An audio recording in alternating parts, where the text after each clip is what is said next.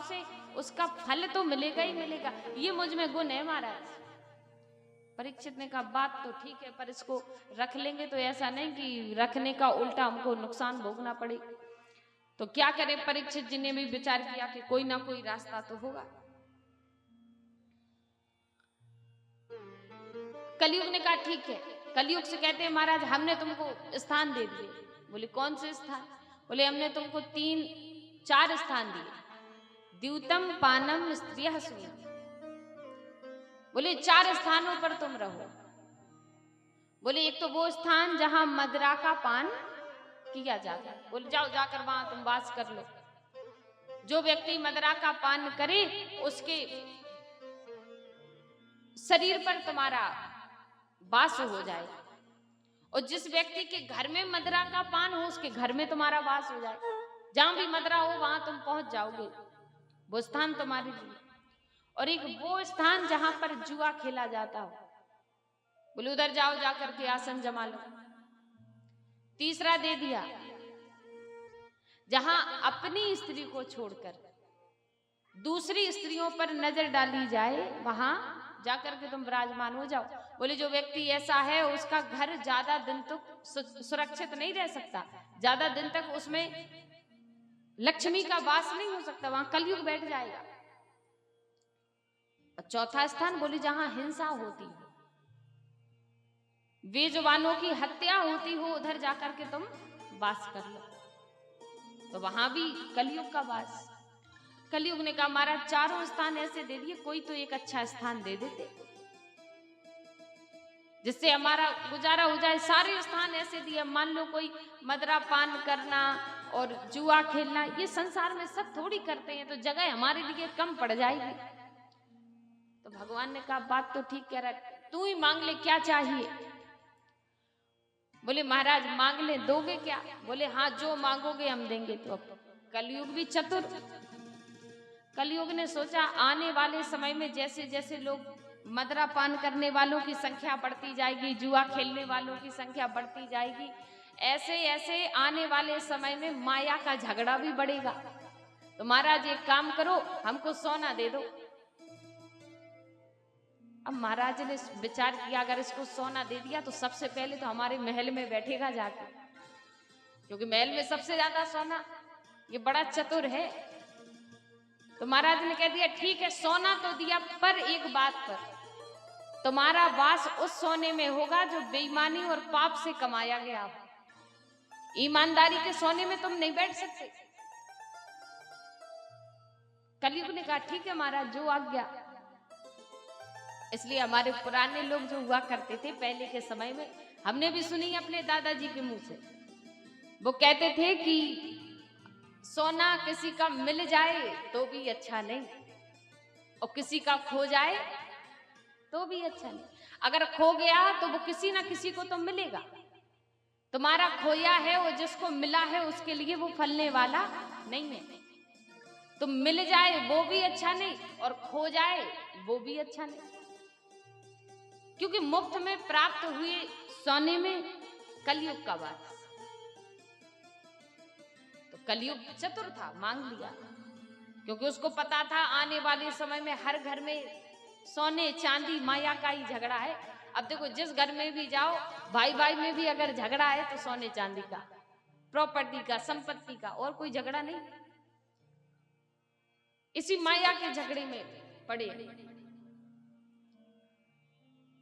क्योंकि कलयुग में माया का ही चमत्कार है। अगर देखा जाए आज का जो समय है वो अर्थव्यवस्था पर निर्धारित हो गया। या व्यक्ति का सम्मान हो काम चल जाएगा, और ना भी हो तो भी चल जाएगा। सम्मान हो या ना हो, व्यवहार हो या ना हो,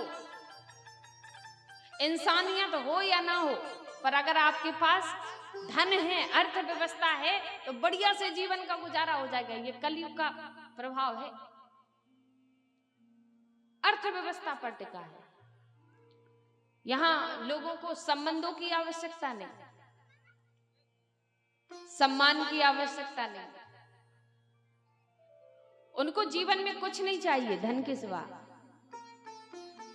और ये बात सत्य भी है। आजकल तो पहले लोग कहते थे अन्न दान, जल का दान, प्यासे को पानी देना, भूखे को भोजन देना, यही सबसे बड़ा पुण्य है। लोग क्या करते थे। लेकिन जब से अर्थव्यवस्था पर संसार की नींव टिकी, तब से तो ऐसा समय परिवर्तित हुआ कि अगर किसी को प्यास भी लगी हो तो जल भी मुफ्त नहीं मिलता, भूख लगी हो तो भोजन भी मुफ्त नहीं मिलता। तो सारा जीवन हमारा अर्थव्यवस्था पर टिका। बिन अर्थव्यवस्था के तो जीवन का गुजारा असंभव।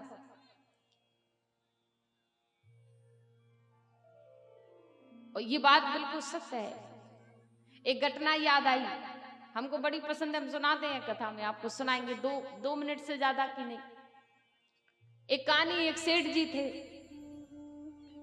तो सेठ जी के पास बहुत संपत्ति, सारे गांव के लोग उनको नमस्कार करे, सेठ जी राम राम राम राम नमस्कार। सेठ जी भी कहे हो भैया राम राम राम राम। अब बहुत दिन गुजरे, अचानक से सेठ जी को व्यापार में नुकसान हो गया, घाटा लग गया। अब घाटा लगा और सेठ जी की सारी संपत्ति, प्रॉपर्टी, सब कुछ चला गया घाटे में, कुछ नहीं बचा। अब सेठ जी जैसे गांव से गुजरे तो सेठ जी ने कई लोगों से कर्जा ले लिया। अब घाटे में चले गए, सारी प्रॉपर्टी चली गई, कर्जा तो चुकाना ही चुकाना है। तो सेठ जी ने सबसे कर्जा मांगा।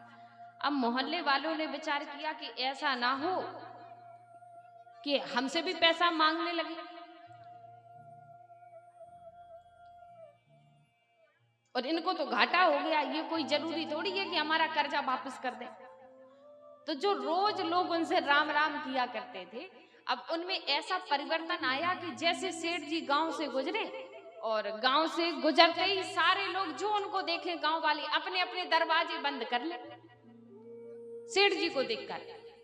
तो रोज जो सेठ जी से राम राम किया करते थे, आज सेठ जी उल्टा राम राम कर रहे हैं। सेठ जी कहें भैया राम राम, पर कोई राम राम नहीं करता, सब दरवाजे बंद कर लेते। कोई राम राम ना करे, सब दरवाजे बंद कर ले। सेठ जी ने विचार किया कि देखो, समय बदला तो लोग भी बदल गए। अभी तक तो मैंने सिर्फ सुना था, पर आज अपने जीवन में देखा है कि ये तो वास्तविकता है। अब बहुत दिन हो गए ऐसा करते करते, अचानक से समय सबका एक जैसा नहीं रहता। सेठ जी का भी समय बदला। सेठ जी का समय बदला तो सेठ जी का व्यापार फिर से चल पड़ा। जितना कर्जा था सेठ जी ने सब चुका दिया, सब दोबारा से भगवान की कृपा से उनकी नैया चल पड़ी। अब सेठ जी को देखकर जो गांव वाले दरवाजा बंद कर लिया करते थे, उनको पता चला अरे सेठ जी का तो व्यापार फिर से चल पड़ा, सेठ जी के पास फिर से धन दौलत आ गई। तो जो दरवाजा बंद करते थे, राम राम नहीं करते थे, अब वो फिर से जैसे सेठ जी जाए, सेठ जी राम राम, सब राम राम करें। अब सेठ जी को भी बात समझ में आ गई, क्योंकि जीवन ने सिखा दिया। जीवन के अनुभव व्यक्ति को सब कुछ सिखा देते। अब सेठ जी से जैसे ही लोग राम राम कहें तो सेठ जी राम राम का उत्तर उनको ना दे, राम राम ना कहें, सेठ जी से वो राम राम बोले, सेठ जी कहें कह दूंगा। गांव के लोग कहें सेठ जी राम राम, भैया कह दूंगा। अब ऐसा करते करते बहुत दिन गुजर गए। एक दिन गांव की औरतों ने विचार किया, ये रोज कहते हैं कह दूंगा, देखो तो फिर से नैया चल पड़ी, तो कितना अभिमानी हो गया, राम राम भी नहीं कह सकता। आज तो सेठानी से पूछेंगे ये कह दूंगा क्यों कहते हैं। ऐसा औरतों ने विचार बनाया, महिलाओं ने मोहल्ले। अब सेठ जी एक दिन गुजरे, सब कहे राम राम, सेठ जी बोले भैया कह दूंगा। करते करते आगे बढ़े तो सारी महिलाएं सेठ जी के पीछे पीछे, और सेठ जी के घर के दरवाजे के बाहर पहुंची। सेठ जी घर में अंदर प्रवेश कर गए। सेठानी निकल कर आई, महिलाओं को सबको बिठाया, बोले बताओ क्यों आई हो। बोले सेठानी हम बड़े परेशान हैं, बहुत दिनों से पूछना चाह रहे थे, पर आज पूछ के ही रहेंगे। बोले हाँ पूछो। बोले जब भी सेठ जी से राम राम कहते हैं तो ये कहते हैं कह दूंगा। ये कह दूंगा कौन है?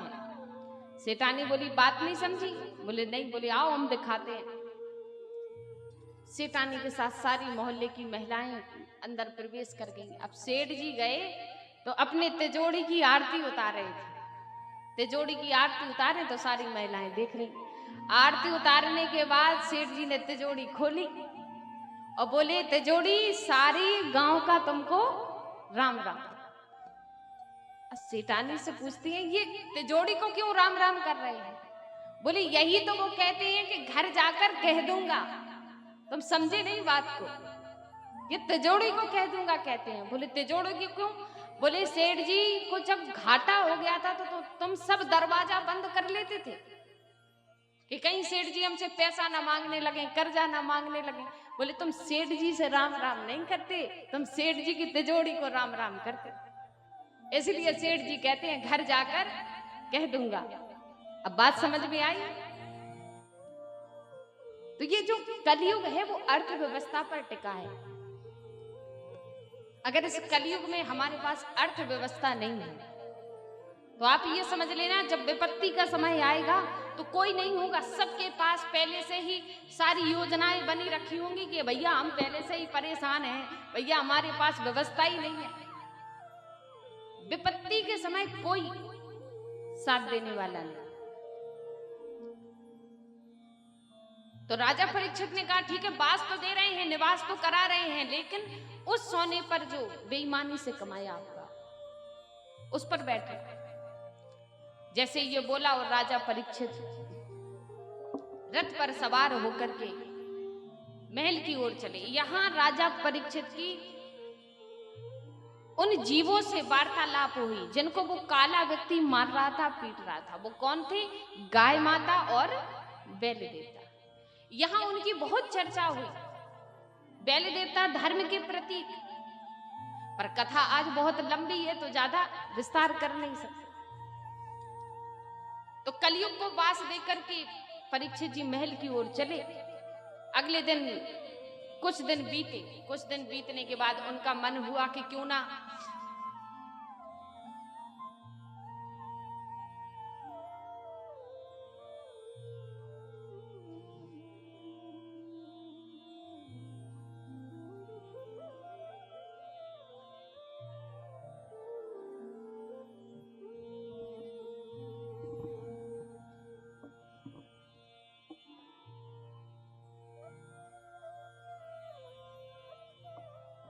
बोलिए बांके बिहारी लाल की, राधा रानी सरकार की जय। जय श्री राम।